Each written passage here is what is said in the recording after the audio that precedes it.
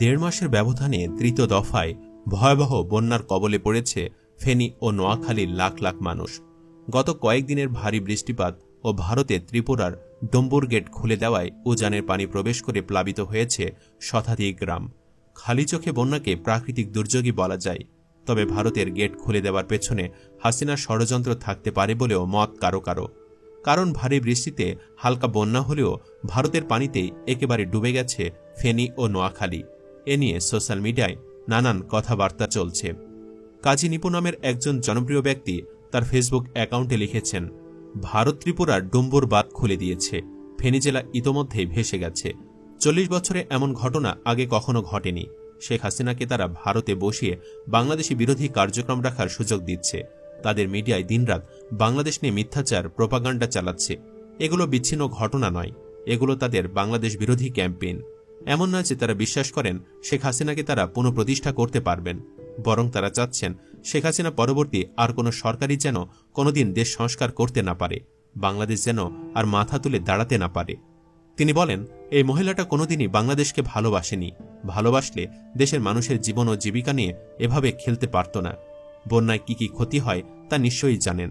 দেশে প্রচুর পরিমাণ বিষাক্ত সাপ ও সরীসৃপ প্রাণী ঢুকে পড়ে, বাড়িঘরের ক্ষয়ক্ষতি হয়, দালান কোঠার স্ট্রাকচার দুর্বল হয়ে পড়ে, অসংখ্য গাছ নষ্ট হয়ে যায়, পানিতে ডুবে প্রাণহানির বিষয় তো আছেই। এছাড়াও জলবাহিত রোগ প্রচুর বেড়ে যায়, মানুষের সাথে সাথে নিরীহ গবাদি পশুসহ কুকুর বিড়ালগুলোও মারা যায়, খামারের জমি চাষের অযোগ্য হয়, আর এগুলো সবকিছুর প্রভাব গিয়ে পড়তে শুরু করে দেশের অর্থনীতিতে।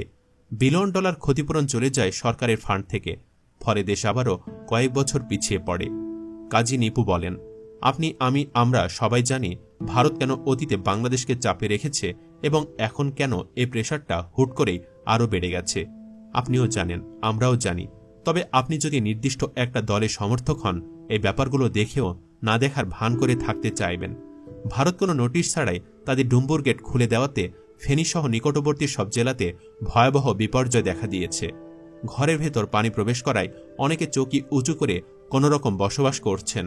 পানিতে তলিয়ে যাওয়ায় ফেনী পরশুরাম আঞ্চলিক সড়ক ও উপজেলার অভ্যন্তরীণ সড়কে বন্ধ রয়েছে যান চলাচল। লাইন ক্ষতিগ্রস্ত হওয়ায় বিচ্ছিন্ন রয়েছে বিদ্যুৎ সংযোগ। এছাড়া পানিবন্দী হয়ে পড়া লক্ষাধিক মানুষ রয়েছেন চরম দুর্ভোগে।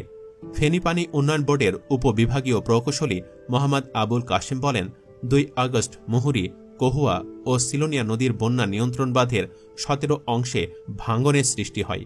সেগুলো মেরামত করার আগে গত 2 দিনের ভারী বর্ষণ ও উজানের পানিতে ভাঙ্গন অংশ দিয়ে আবারও লোকালয়ে প্রবেশ করছে পানি। পানি উন্নয়ন বোর্ড জানায়, গত 2 আগস্ট বৃষ্টি এবং উজানের অতিরিক্ত পানি প্রবাহের কারণে মুহুরী, কহুয়া ও সিলোনিয়া নদীর বন্যা নিয়ন্ত্রণ বাঁধের 17টি অংশে ভাঙ্গনের ফলে লোকালয় প্লাবিত হয়েছিল। গত কয়েকদিনের ভারী বৃষ্টিপাত ও ভারতের উজানের পানি আবার বেড়ে যাওয়ায় দুপুর থেকে ভাঙ্গন স্থান দিয়ে লোকালয়ে পানি প্রবেশ করতে শুরু করেছে।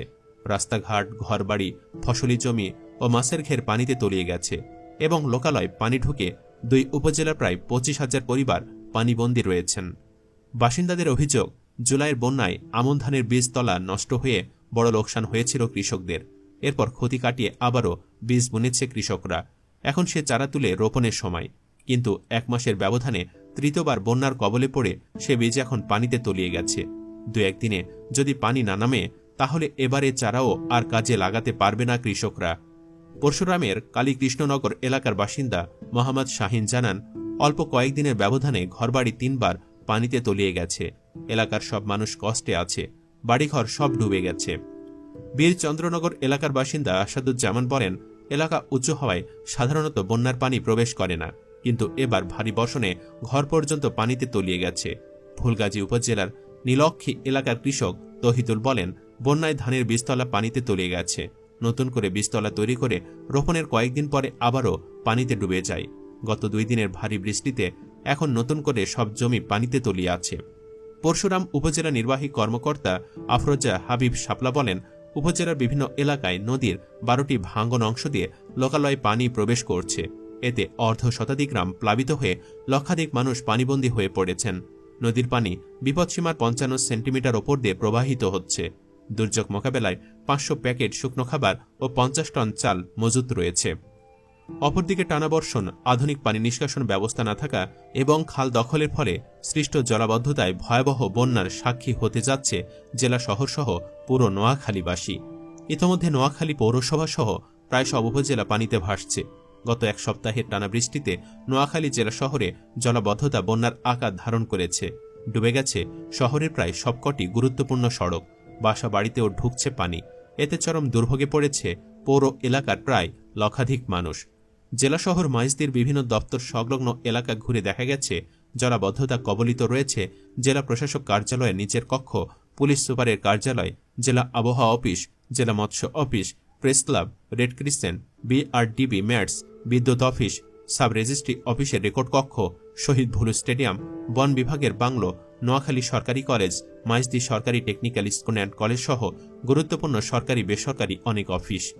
এদিকে জেলার প্রধান সড়কের একটি অংশসহ টাউন হল মোড়, ইসলামিয়া সড়ক, ডিসি সড়ক, মহিলা কলেজ সড়ক, জেলখানা সড়ক, মাইজদি বাজার সড়ক সহ বিভিন্ন সড়ক এখন কয়েক ফুট পানির নিচে।